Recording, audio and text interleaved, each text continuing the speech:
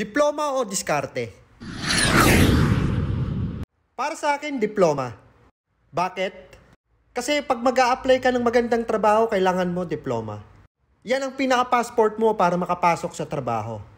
Kung sasabihin nyo diskarte, parang nakakahiya naman sa mga attorney, doktor, accountant, nurse, na hindi lang diploma ang kailangan.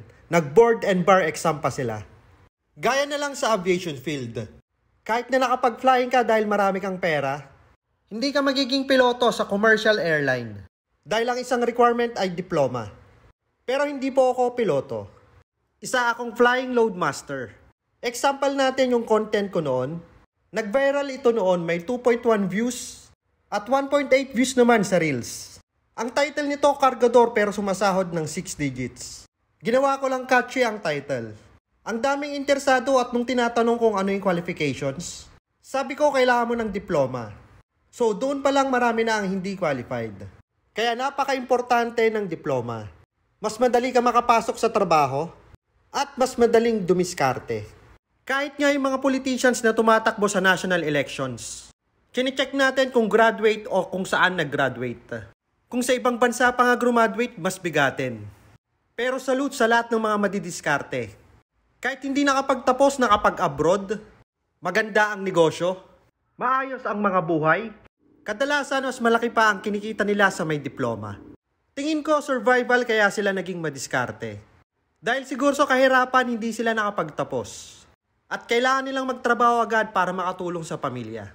Or gaya na lang ng pandemic. Dahil maraming nawalan ng trabaho, ginamit nila ang kanilang diskarte para kumita ng pera. At nakakatuwa naman dahil maraming business ang pumatok nung pandemic. Kaya maraming nag-stick at hindi na bumalik sa kanilang trabaho. Ang problema kasi sa mga ibang content creator or networker, ina-hype nila ang diskarte. Oo na, madiskarte na kayo. Maraming pera at milyon ang followers. Kaya maraming umaasa sa mga sinasabi nyo. Paano na lang pag ginawa nila ang sinabi nyo? Tapos hindi nag-workout. Anong backup plan nila kung wala silang diploma? Lahat naman ng tao ang pangarap ay makatapos sa pag-aaral. Tayong mga magulang ang pangarap natin makatapos ang mga anak natin. Kaya nga tayo nagtatrabaho. Kaya sa mga estudyante, ang the best gift na ibibigay nyo sa mga magulang nyo ay diploma. Pagka-graduate nyo, pwede nyo lang gawin ang gusto nyo. Kung gusto nyo mag-business o magtrabaho. Basta kahit na anong gawin nyo, samahan nyo ng diskarte. At kaming mga magulang, nandito lang kami para suportahan kayo. Dahil pagkatapos ng diploma, ang gusto namin makita ay mag-succeed kayo sa buhay.